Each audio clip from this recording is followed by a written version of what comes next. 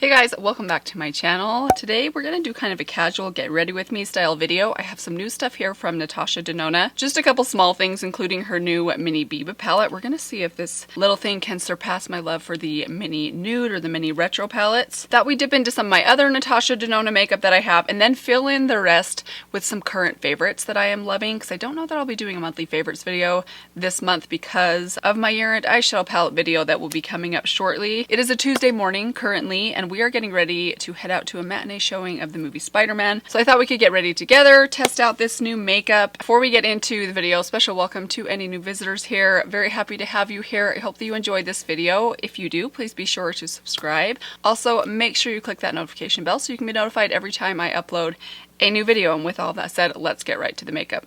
So we're going to jump right in with some face products. I did already apply some primer. I used my Maybelline 4-in-1 Perfector. Now let's jump in with some foundation. I am going to use my Natasha Denona Face Glow foundation. This foundation really surprised. I think I tried this out about 3 or 4 months ago. I got it alongside of, what was the last large palette that she came up with? I get the palettes mixed up now. I think it was the retro palette. I picked this up alongside that palette because it happened to be on sale at the time, and I actually really enjoy this foundation. It's really nice and dewy. It's very, very thin. I think I've mentioned this before, but it kind of reminds me of the Estee Lauder Futurist or the L'Oreal Age Perfect Serum. Nice and glowy, nice and dewy, medium coverage. And by the way, I have the shade 20 Light. So that was one pump. I'm just going in with about a half pump more. I do find with this foundation though, if you're using a sponge, which is the way I prefer to apply this foundation, you do have to use quite a bit of it though. So I guess that would be one downside, is I imagine I'm going to breeze through this thing pretty quickly. But overall, I do really like it. I feel like my lights are too bright.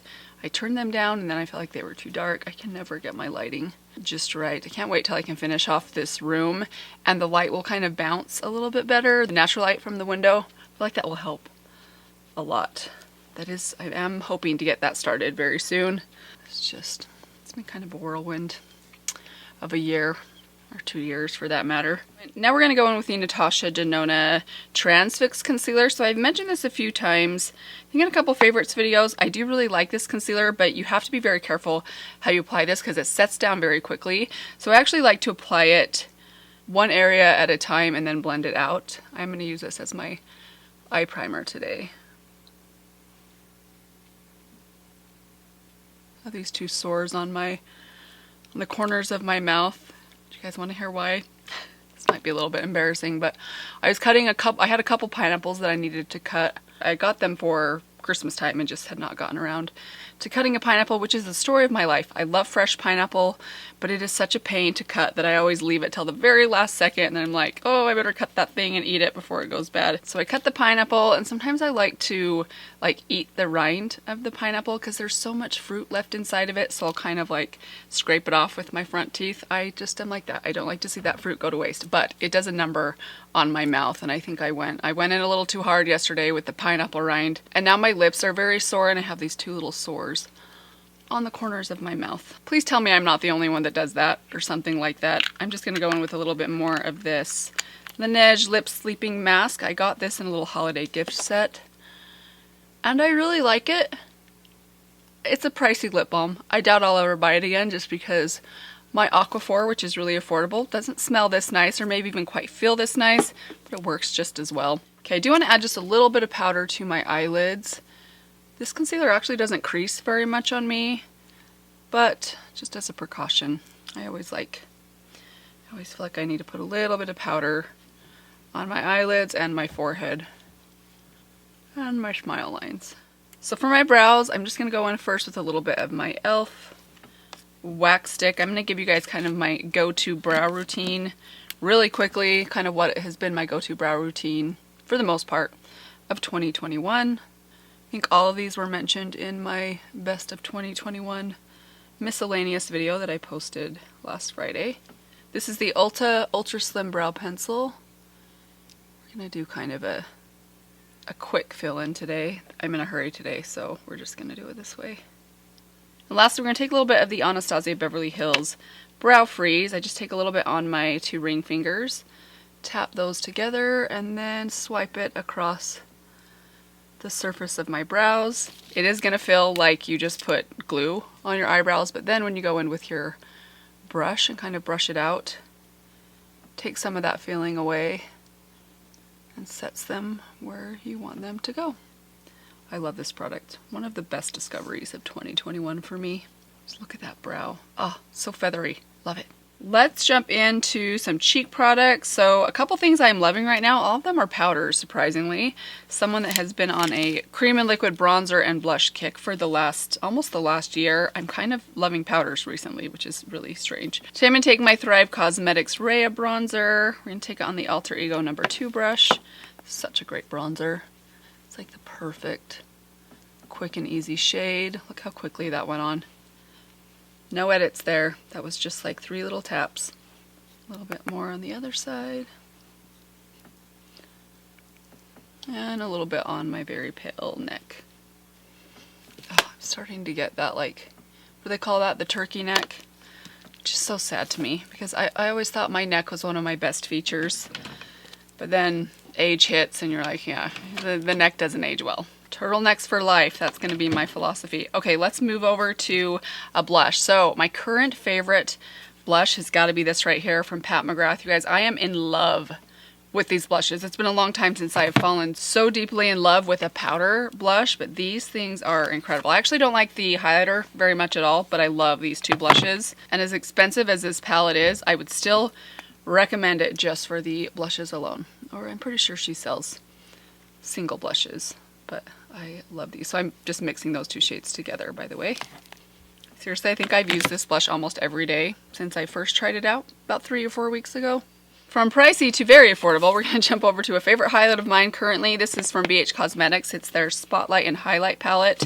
I love this. Oh my gosh, there are way more highlighters in here than anyone could ever possibly use up or need, but I love it. I mix these 3 shades together. Actually, I sometimes just randomly will mix different ones together. I like them all. It is super intense and icy and reflective, but I love that. Just a tiny bit more of that champagne right there. I'm gonna run that just lightly under my eyebrows. And now, what you guys are probably all here for, let's jump over to the eyes and dip into the new Natasha Denona Mini Biba palette.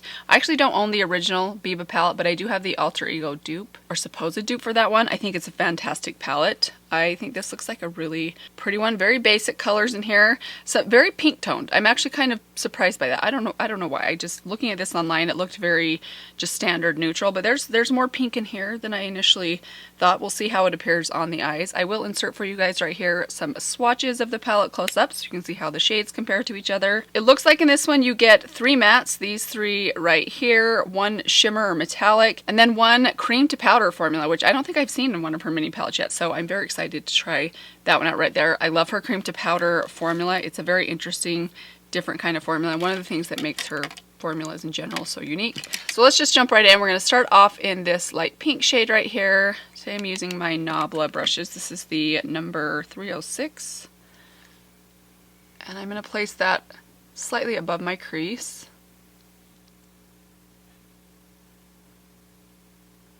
By the way, with this order, I did also pick up the Mini Love palette. I held off on this one for a long time, but I was literally 1 cent away from getting free shipping.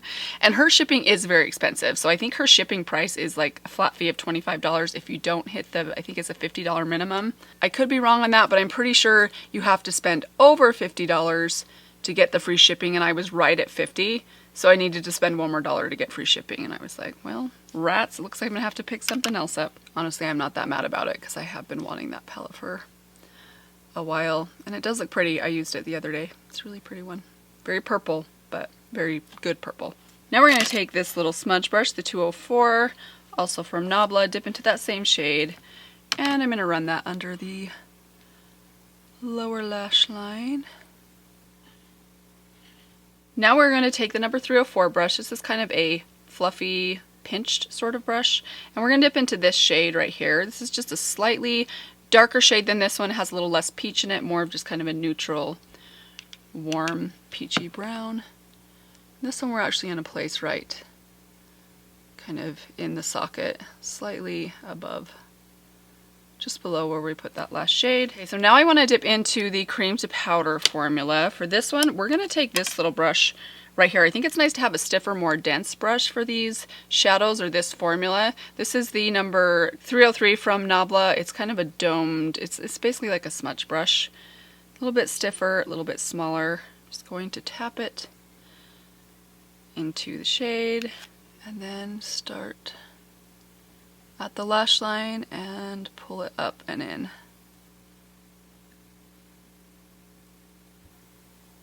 I do love this formula though. It's very hydrating on your eyelids, which doesn't sound like a thing you would ever think you needed until you use it, and then you're like, there's something just a little bit different about it. It's like a glossier matte. Very kind of rusty tone. I was kind of expecting more pink, but that I love that. I actually like rusty colors. Take that same shade, same brush, just a little bit more on it. I just am dipping very more precisely in it, so I'm just getting a tiny bit on the tip of the brush, and we're going to run that under the outermost part of my lower lash line.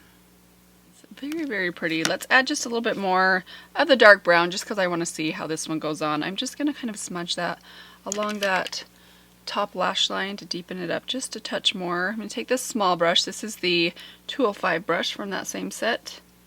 It's a tiny little blending brush. I'm going to run that right along the lash line. Oh, I really hope I can stay awake in the movie today, you guys. I am notorious for falling asleep in movies, even in a movie theater, unless it's a movie that I am just that's super engaging or I'm just dying to see, like a Harry Potter release, which oh, those were the days.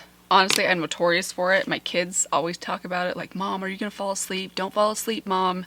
It's the running joke in the family. Even my extended family, my siblings, my parents, everybody knows I fall asleep in movies. Now we're gonna dip into this shade right here. This one looks beautiful. As I was swatching, I was like, ooh, that is a nice lid shade. Very, very pretty. A nice kind of champagne, warm, muted shell pink type of shade that would look good on anyone or with anything. Beautiful. Perfect. I love these little palettes. They're just so quick and easy. I mean, I know this one took me a minute because I used every shade inside it, but I could probably recreate this look in about a minute and a half. Back to my blending brush. I just want to go around those edges just to make sure everything's nice and blended. I'm going to go back to my sponge and just tap it right down here to make sure I don't have any dark shadow where I don't want it to be. Alright, that is it. Let's jump over to the gel liner. Very excited to try this one out. It was a little pricey. It was like, I think it was $24, maybe $20. It is her Work and Set black gel liner. But I have a good feeling about this one. Like, I'm hoping it's going to be blacker than anything that I've tried. I don't know why I'm hoping or expecting that. But like, usually I'm a little disappointed in most gel liners. It's just so hard to find one that is truly like inky black like you see in all the pictures. Pretty sure it must be Photoshop that does that. But we're going to try this one out today. Actually, I'm going to zoom you guys in just a little bit for this. Okay, I hope that I can stay in focus. This is really, really tricky. Liner's always hard on camera because I really want my face right up next to my mirror. Very nice and creamy.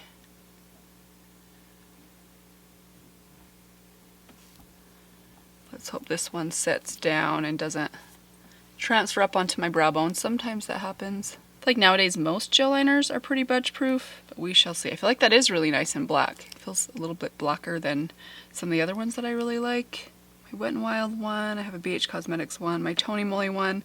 I love that one, but it is, if you smudge it out at all, it is a little bit more kind of charcoaly.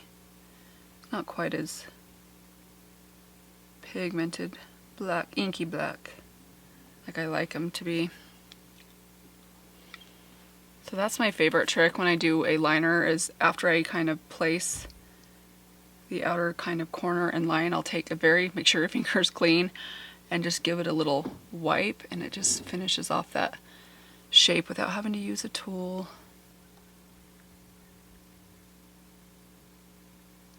Okay, now I'm just going to take what's left on the brush and run it kind of on my waterline, just at that outer corner. Basically just smudging it up into my lashes from below. All right, there we go. There's the liner. I really like it so far. We'll see how it wears. I am now going to apply some mascara today. I don't suppose I'll be crying in Spider-Man, but you never know. Today I'm going to go in with my Mise-On mascara. I'm going to curl my lashes, add a couple coats of this, and I will be right back with you guys. We'll finish off with the lips. Okay, here's the finished look. I am in love with this eye look, with this little palette. I think it's great. I will let you guys know how it wears. Don't think I can say quite yet if it's surpassed my love for the retro palette or the mini nude, but it's definitely way up there. That lid shade, you guys. That is stunning. The gel liner went on really easy, really nice and dark and inky black. The test will be how it wears. I will keep you guys posted down below, so check for that note. Forgive my little red eye. I tried to kind of get off some stray mascara with my spoolie, which normally works really well, but I really jabbed myself right there. Oh, now it hurts and it's going to be red the rest of the video, but we're just going to ignore that. Let's move on to the lips. Today, let's just go with a little bit of the 03 Nude Lip Liner from Milani.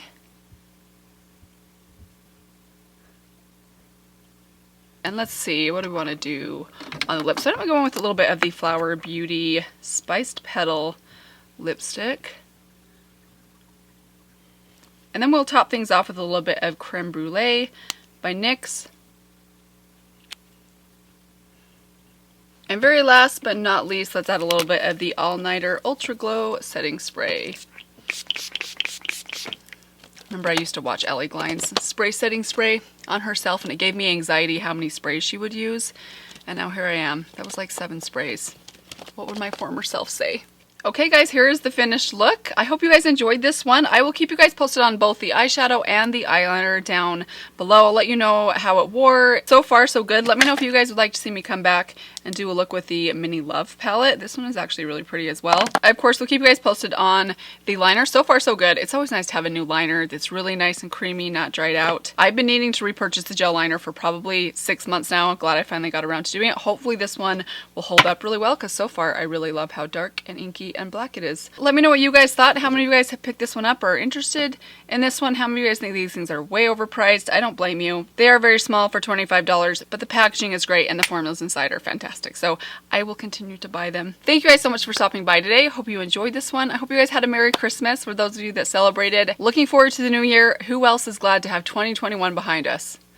And 2020. Seriously? 2022 has got to be a better year. Let me remind you right now to subscribe before you leave. I do have a really exciting video coming up this Friday. I will be doing my Best of 2021 Makeup Award video designated specifically to eyeshadow palettes, which you all know are my very favorite makeup product. It's going to be amazing, so make sure that you are subscribed before you leave, that your notifications are turned on. But that is all I have for you guys today. Thanks again. I will see you all in my next video. Bye. Is there anyone out there that watches my videos that is ambidextrous? Is that a real thing? Are there really people out there that are proficient at using their right and left hands? I can't do anything with my left hand without it looking completely clumsy and awkward. Actually, personally, 2021 was not that bad of a year. Just like globally, when you look larger, it was horrible. I feel like anyone would agree with that, regardless of where you fall in your beliefs and politics and whatever. But heaven knows we're not talking politics on here. Death wish. I feel like me saying that is probably political. Just don't even say the P word, Mandy. Don't even say it.